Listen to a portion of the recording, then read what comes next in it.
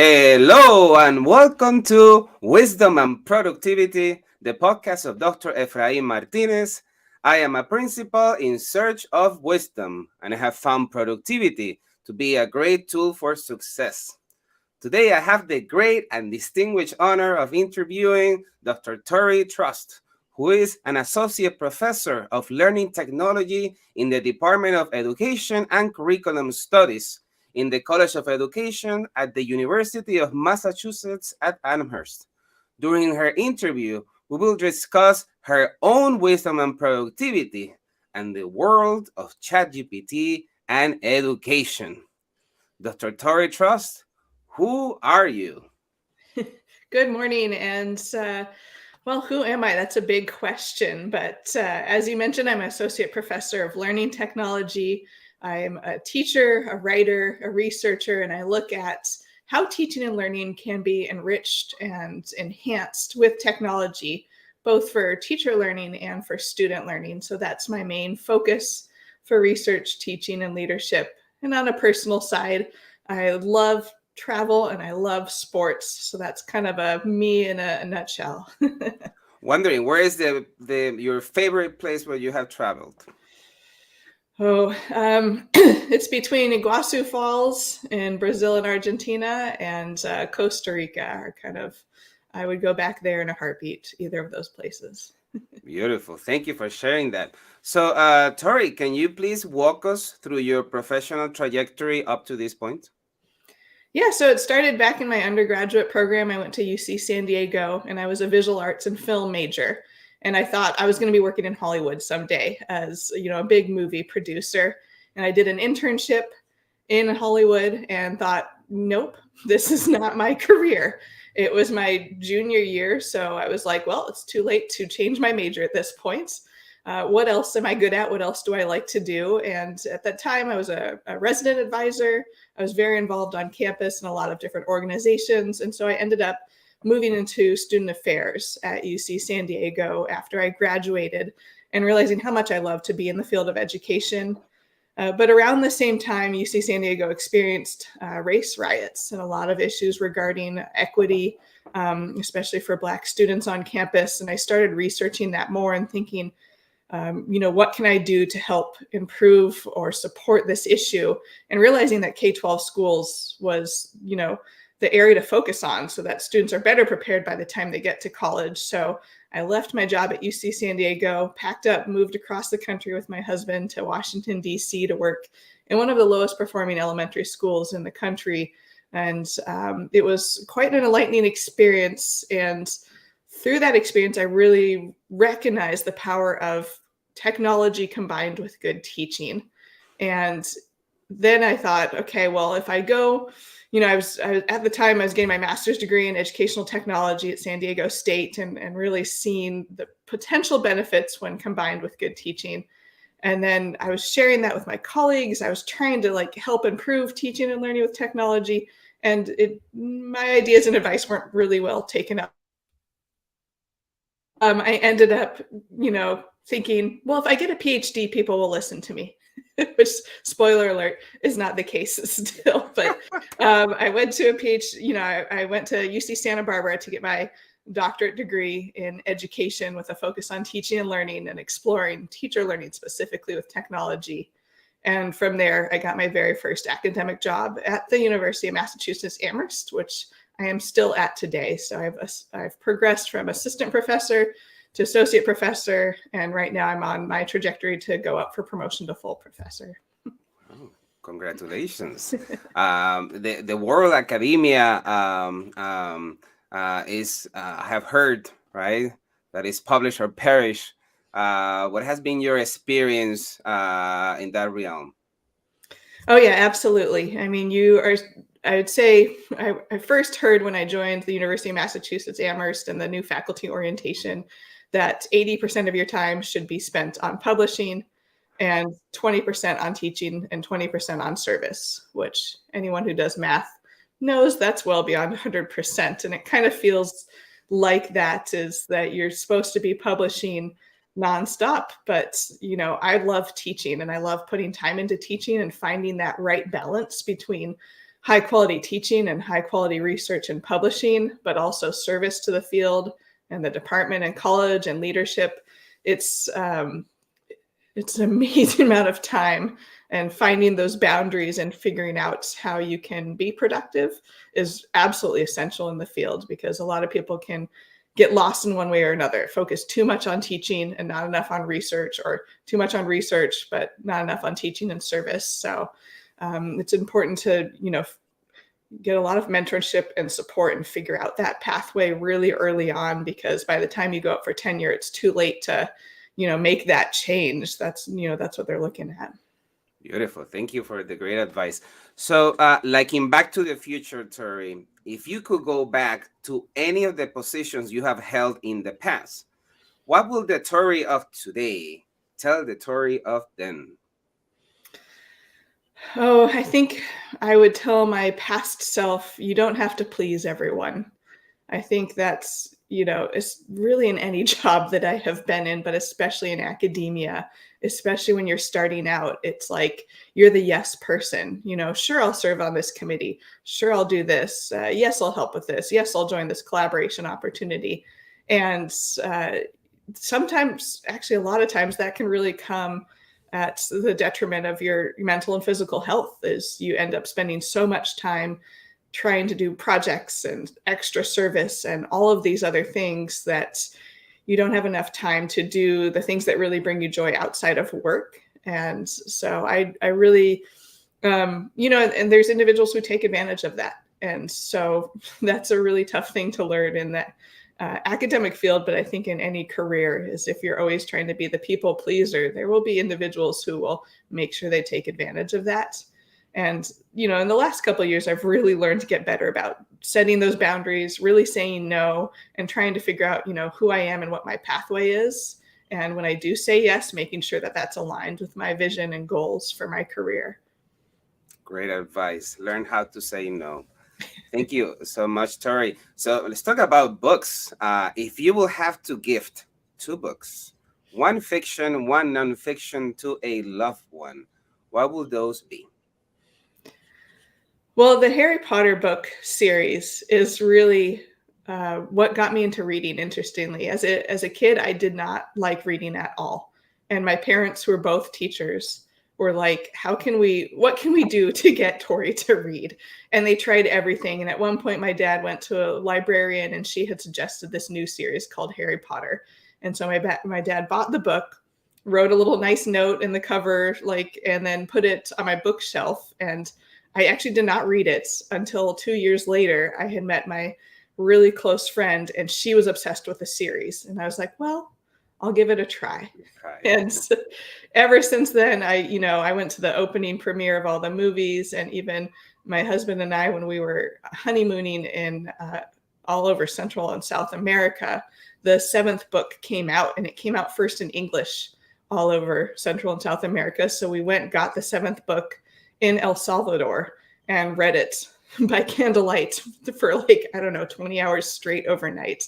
So that book to me was what really launched my interest and excitement in reading. And thank goodness it did, because in academia, you are reading nonstop all day, every day. In terms of nonfiction, one that has really shaped my life is Harvest for Hope by Jane Goodall. Jane Goodall's been a huge influence and role model in my life, in the way that power of helping others connect with the environment and taking care of the world that we live in.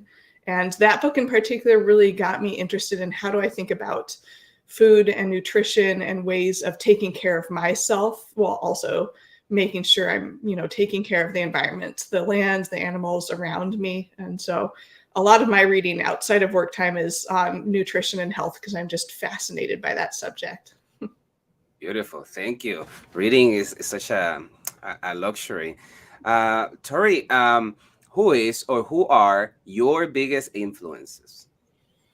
So I'll start with my family, because I come from a whole family of educators. Both my parents, my dad was a high school science teacher for 30-something years. My mom was a science resource teacher for San Diego City schools for many years before she passed away.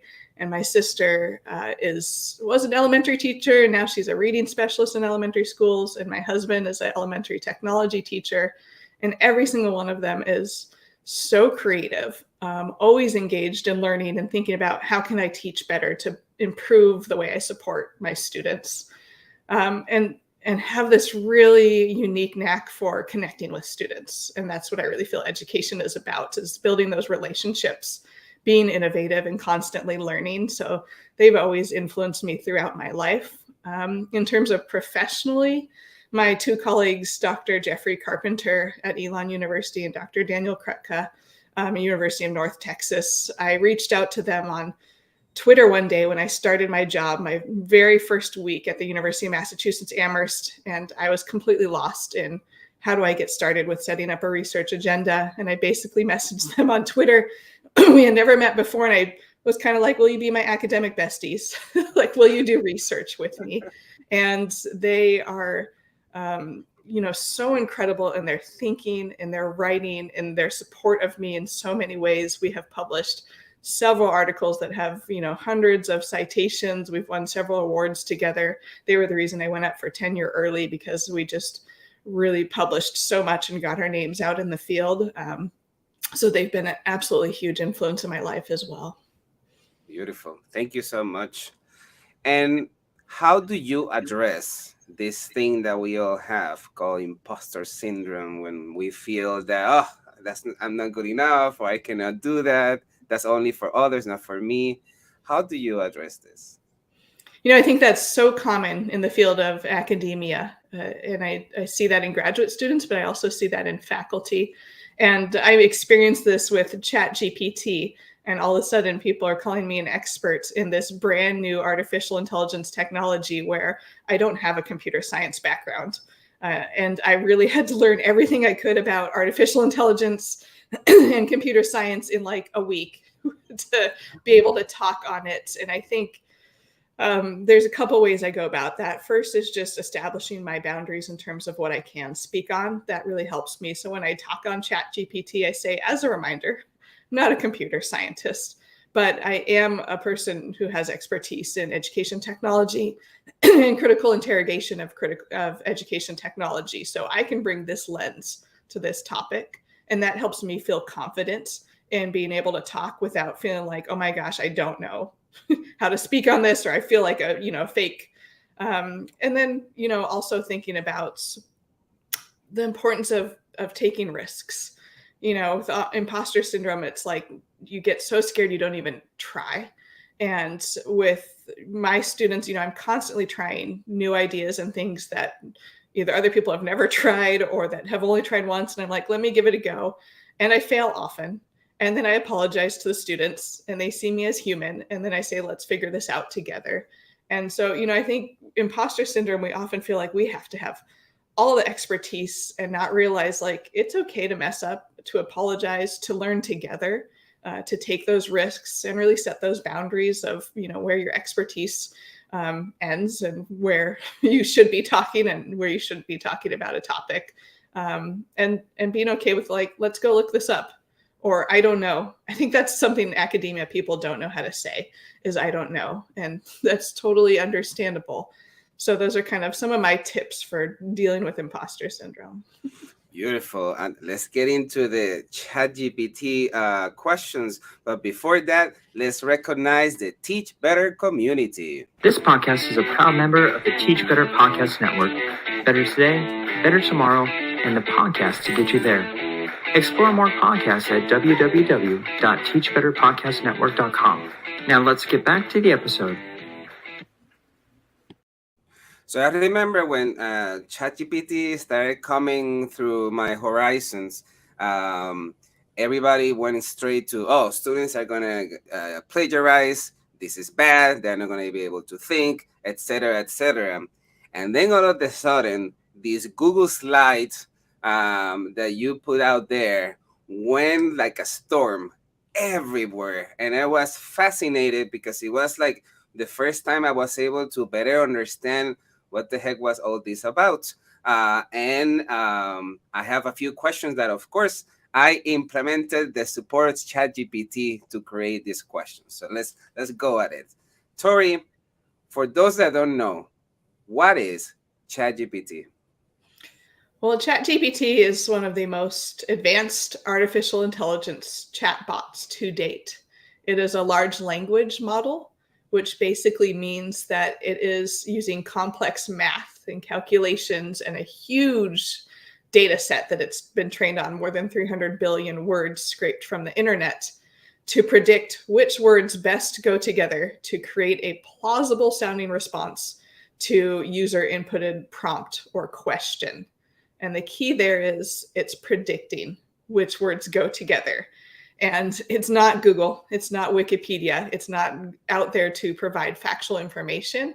It's trying to guess what the best response is to a user-generated prompt, and actually is, taking the world by the storm for its ability to really mimic the way humans write and communicate. So it's pretty close, but on deeper analysis, you'll find some discrepancies.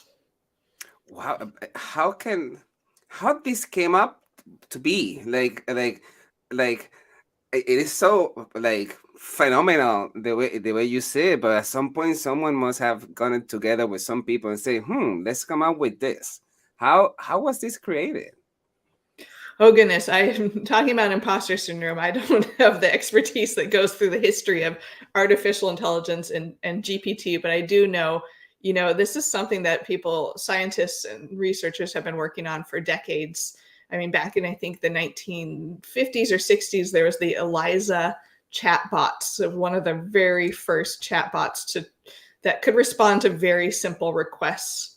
And, throughout history, there have been attempts to create something that mimics human intelligence. Again, artificial intelligence, the key word there is artificial. It's trying to get close to what humans can do. But it wasn't really until recently, with the massive computing power that we have and the access to big data, like being able to pull 300 billion words from the internet, that scientists and researchers have really been able to advance this field to the point that it seems close to mimicking human intelligence. And there's a whole history behind the GPT, which is generative pre-trained transformer, and how that came about. But that was really the big turning point in the most recent turning point in artificial intelligence, because of the way that it worked was so different from prior attempts throughout history. Wow, that's fascinating. So what would you say how ChatGPT is transforming the traditional learning landscapes in schools and universities? Well, I think it still remains to be seen whether it's going to be truly transformative. I think every so often a big technology or something comes out, like massive open online courses, even Wikipedia, the internet, smartphones come out, and there's this big panic of, do we really need schooling with these technologies, with this access to information? And here we are today, still, having formal schooling. And in many cases, a lot of teachers still teach without technology or with very limited technology in very old-fashioned ways, even though we live in this very technology-rich world. So I don't know how much influence ChatGPT will have, because it's still in its infancy. It just came out in November 2022. But it is one of the first tools that I have seen many educators stop and question their role as the educator. Some asking, is my job now obsolete?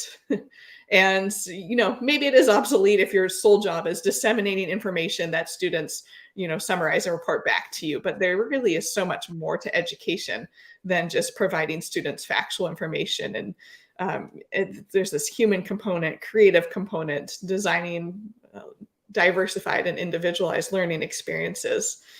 So I think there's great benefit in just the tool getting educators to think differently about their practice. And often when I see how educators are thinking differently, it's going back to evidence-based best practices like student-centered learning, providing multiple means of engagement, which is one of the universal design for learning principles. higher order thinking skills, things that ChatGPT can't do. So that makes me really hopeful to see how educators are starting to shift their practice towards, okay, well, if an AI tool can respond to this prompt of compare and contrast Romeo and Juliet and The Great Gatsby, why do my students need to do that? And so then you can think about, well, maybe it can respond to that prompt, but what can students do next? Can they apply their knowledge? Can they write their own remix of the two books together to present the themes that they found throughout? Can they design a podcast series or a video about their findings, things that ChatGPT can't do yet? Is this application of knowledge or creation of new media and products? So that has left me very hopeful. But to be honest, the biggest changes I've seen is kind of like a change in the syllabus policy around academic integrity. So I think it's we're taking baby steps right now, is how do we make these small changes and have conversations with students about these tools. And I'm hopeful that the changes will continue to, shift the way teaching and learning happens, but that still remains to be seen. I see. Torrey, what are some of the most innovative things you have seen with either schools or higher ed institutions of the use of ChatGPT? So in the Cult of Pedagogy blog, which I love to follow for my own professional learning, they talk about ChatGPT as an example machine. And often, teachers spend a lot of time trying to come up with examples to help make learning concrete and help students really understand something. And the blog that I read was just a really innovative way of quickly generating different examples that help students, analyze or critique or think differently about a topic. And then also Dr. Brian Alexander in his blog wrote about the use of ChatGPT for role-playing scenarios and simulations. And that's something that I think we could definitely bring more into education, is thinking about, let's not just explore the American Revolution by memorizing, who the key players were and what the impacts were, but let's role play. What might have happened if this scenario changed, or if this, was different in history, and having kind of, conversations. And then the third example that really interested me was Tate and colleagues, who wrote an article about ChatGPT, talked about it as a teachable agent. And so we often think about ChatGPT as, just disseminating information. You go and ask it to summarize or explain, but it is a chatbot. So, having students have to teach ChatGPT, string theory, for example, or I tried to teach it about my research on professional learning networks, and I had to really think about what prompts I would give it and how I would provide different information. And then it responded back. So I would say, here's what a professional learning network is. And then it's like, yeah, here's what I understand of it. And it would ask me a question to follow up. And then me and the artificial intelligence, I'm not going to humanize this technology, would go back and forth. And it was, it really helped clarify my thinking around the concept. And, anytime we teach, we have to deepen our thinking to be able to share with others. So those are kind of three really innovative uses that I've heard about so far with ChatGPT in education. Beautiful. Thank you so much. The question of probably most of my teacher friends is this. So thinking about plagiarism, what are the ethical considerations to be considered when implementing chatbots in education, and how can we ensure that they are used ethically and responsibly? Oh, that's a big question. And I think, it's not just students who are turning to ChatGPT to plagiarize or use it for ghostwriting. I think, as I mentioned, with it being one of the most advanced chatbots to date that can mimic human writing, people in every career who use writing in some way or another, whether it's grant writing or marketing materials, social media posts, are trying to figure out what it means to use this tool ethically and legally. And we end up with some unethical examples, like Coco, the emotional support chat service that you would type in questions around emotional or mental health, and humans would respond. They swapped out humans for ChatGPT, but didn't tell users. And then they did after the fact, and users, of course, felt deceived and tricked. And then big media outlets like CNET, which published more than 70 articles generated by AI without telling readers that they were generated by AI. And now we have politicians who are writing bills about AI, but asking ChatGPT to write the bills for them. So I think we have to have these conversations with students at every grade level, especially in higher education before they get into their careers, around what does it mean to write, and what counts as plagiarism and what doesn't in the era of AI writing tools like ChatGPT. And having democratic conversations is, I think, the best route to go. Like, bring students' voices in, because I've seen articles where students examine ChatGPT and say, well, hey, this is plagiarizing, or this isn't right, or I wouldn't feel happy if my peers use this and I didn't have access to it. So I think having some conversations with students around these critical questions around what counts as plagiarism and what doesn't, and when can and should you use the tool. Like in my classes, like I encourage students to use the tool if it will help clarify their thinking, improve their communication skills, support with creative thinking. But if they are going to copy anything word for word directly from ChatGPT, and currently in my syllabus, it says to cite it, but I think I'm going to rethink that, because ChatGPT is not, it's not a source. It's pulling words together from a whole bunch of sources. So I still have to have that conversation with students around, should they cite ChatGPT or go and try and find the original sources to cite? So I think we're at this moment in time where you can kind of go one way or another. You can say, let's ban the tool, let's use plagiarism detectors, and that creates all sorts of obstacles, especially for students with disabilities and language and learning and communication struggles, traditionally marginalized students, which will create more surveillance and monitoring. Or we can, go the more student-centered democratic route of having conversations and building academic integrity policies into classes and syllabi around what it means, so that when they do get into careers, hopefully they don't end up like Coco or CNET, just, having ChatGPT do the work of humans without letting others know. So that's my hope, is just to encourage educators and students to really have some critical conversations around this topic. Beautiful. Thank you so much. And if life was a movie and you could fast forward to the future, what do you think chatbots and ChatGPT are gonna be? How are they gonna be evolving throughout the years? I know these are guessing, but what is your best guess? I mean, I can barely think like the next year what ChatGPT will do. I know that GPT-4 is supposed to be released relatively soon. So we're on GPT-3, which is ChatGPT.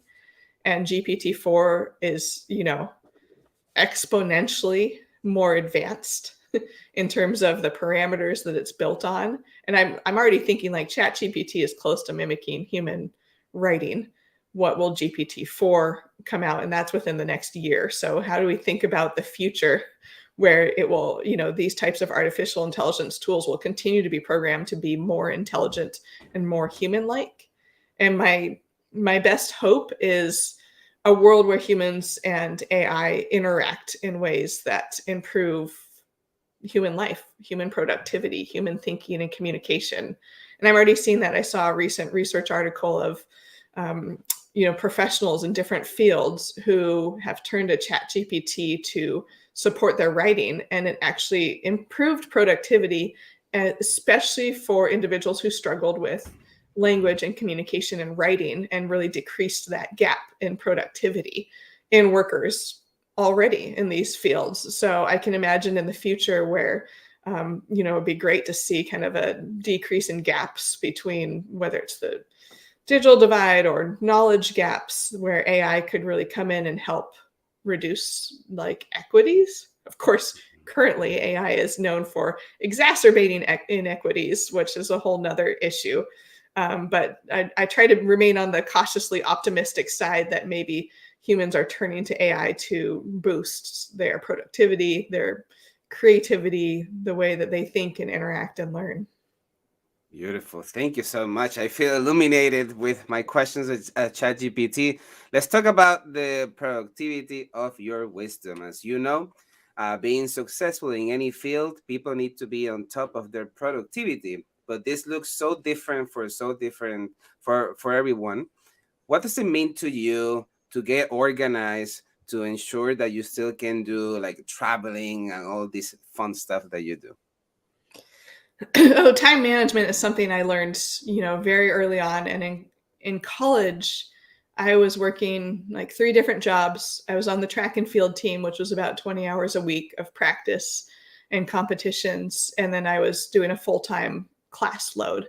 And my resident advisor job alone was another 20 hours a week of work. And I had to learn very quickly to keep on top of all of that and maintain my high GPA to figure out time management. And so back then I had 3 calendars. I had my iMac calendar, my Apple calendar, that is where I put all my events. So resident advisor events, all my work events, anything, because that little reminders pop up on your computer. And then I get the student planner every semester. And I would, as soon as I got all my syllabus for all my classes, I'd go through and I'd map out the entire semester for every single class of what was due when, starting with the end and working all the way back. And then for daily, I had a little whiteboard. And so each week I would write out on the whiteboard my 7 days of the week and what I had to do every single day between those 2 calendars, between homework and events and everything else going on. And it was like such joy to mark things off my whiteboard. It's just go and be like, good, done, did that one. And that was what I had to do to keep on top of everything. And it has continued today. I have 2 calendars. I have my iCal calendar where I keep most of my life organized, but I have a work calendar for a lot of, webinars and Zoom meetings, and all of those things are on my Google calendar. And then I use things like Google Keep to kind of my digital age to-do list where I can check things off. And then like new tools like the snooze feature in Gmail, which I just discovered maybe a couple months ago, has been a lifesaver because I get overwhelmed with too many emails. And sometimes I'll just move those emails to events on calendars, and that's a whole extra step. And once I discovered the snooze feature, where it's like, okay, I don't have time to get to writing this project for another month.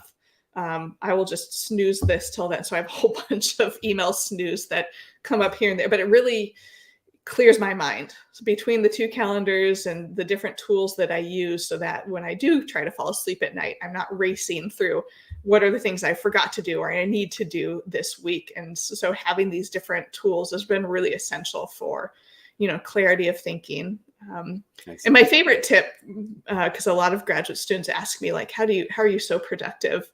Is that when I do map out my calendar, so I have a good sense of how long it'll take me to write something. And so I might put like 3 hours on Wednesday morning to write chapters, 1 and 2 of a book that I'm focusing on. If I finish that faster than the 3 hours, then it's free time. Like I don't then throw in a whole bunch of extra, like, okay, well now I can get to email. Now I can do this. No, it's like now I can get out and go for a walk or like have a little treat or, get out and about. And that motivates me to be more efficient and productive and not just say, okay, I have 3 hours. I'll just check some email for a bit. I'll do this for a bit and kind of drag it on. It's like, no, I sit down and I get through what I can. Sometimes it takes all 3 hours, which is a bit disappointing. But if I do finish early, I count that as a treat, and that helps me stay on top of things. And when you write, do you enclose yourself in a place? You put music, you put candles. Like, what does that work behind the scenes looks like? Well, I write at home, which is to me the easiest place to write because it's quiet and there's no interruptions. I take my phone and put it on silence and flip it upside down so I don't get distracted. I make sure not to check my email. Although to be fair, in those little treats, I don't know why I consider email a treat, but it's a mental break. So I might write for 45 minutes. And if I get stuck, just pop open email and be like, I can respond to a couple of these. But yeah, and I have like a 30-inch monitor. So I have, the ability to put two documents side by side, and that is absolutely essential. I try to write on my laptop, and it takes me like twice as long because you're flipping between, especially with like research and literature reviews, you might have like 30 tabs of articles open, and then like you're writing, or often I'll have the same document open on 2 different tabs, and I'm trying to go back and forth of like, what did I say earlier in this journal article? Or I need to add in a reference, and rather than losing my place here. So it all takes place, at home, working on writing. I do writing, a lot. That's a huge part of my job, whether it's research articles or, blog posts or news articles, trying to get my work out there. And that's it. No music, no other distractions. I have noise canceling headphones, my AirPods, and those little breaks that I mentioned that I built in are essential. And I have my super adorable Chihuahua who is behind me in this virtual background. And she's sometimes the break that I need is like, okay, I need to take her outside. So let me get up from this chair, move around, go stand in the sunlight for a bit, and then bring her back inside. Okay, I'm ready to sit down and start writing again. Beautiful. Let me ask you. I'm sure with all these years of experience, what lessons have you learned in terms of dissertation writing? For me, it was like the most monumental thing I did. And then when years pass, you're like, nah, that wasn't really that bad. What advice do you give to your students who are working on their dissertations? Oh, goodness. In terms of writing, yeah. I mean, it's a lot of what I've been talking about in terms of mapping out what they need to write and when. And so I try to set deadlines when I meet with my doctoral students of, okay, in the next month, we're going to meet, 1 month from now, I would like you to have this chapter ready and sent to me in 3 weeks. And then I try to talk to them about, okay, you really need to map this out on your calendar, what it means to write this 50-page chapter. That means you're writing, like 10 to 15 pages a week or more. And then to prepare for that, you need to do some like literature review. So maybe start with a couple of days of that. So I try to help them map it out. But, every doctoral student, myself included, struggles with figuring out how to make sure that they're productive on something like a dissertation, which can be 300 plus pages, especially in the field of education, can be really daunting. And just thinking of that task. And then the data analysis, I think, is where a lot of people get stuck, is they collect so much data, they don't know where to begin. And I often am like, well, think about, the structure. And so you've got your literature review, you've got your methods, you have your 3 research questions, organize each research question into a chapter, or use those research questions to guide you. So if you have that initial organization and structure built into the writing, and then you just break it down into pieces. All right, let's start with research question 1.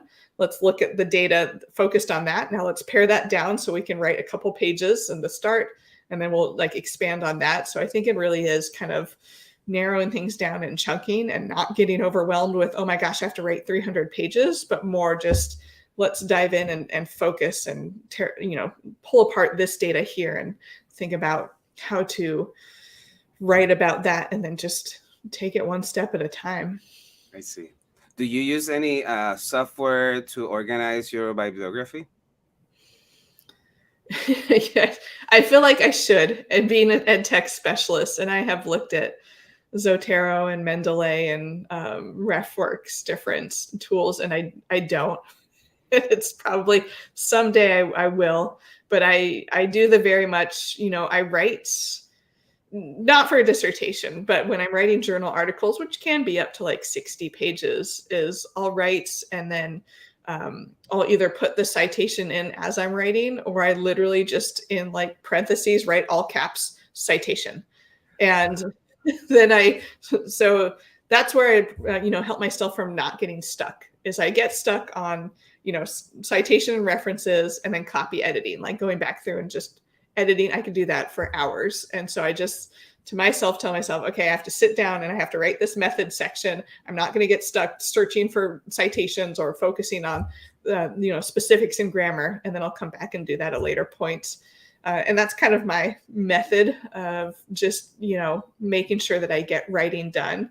And then it's not super great towards the end of the paper when I go to submit and have to go find all like 100 references. And But when you start writing on the same topic, the cool thing is I can find my old articles and copy and paste a lot of references, and I'm still finding new ones, but that's kind of a low stakes thinking task. So sometimes toward the end, it's just like nice to, that's a good time to put on music and just go do the APA style citation for the, 50 to 100 that I need to add. But I'm sure there's a much better, more productive strategy with using those tools, or even like Google Docs has Citation Manager built in. I just don't trust them as well to do it correct with APA formatting as they should. I've seen Google Scholar citations.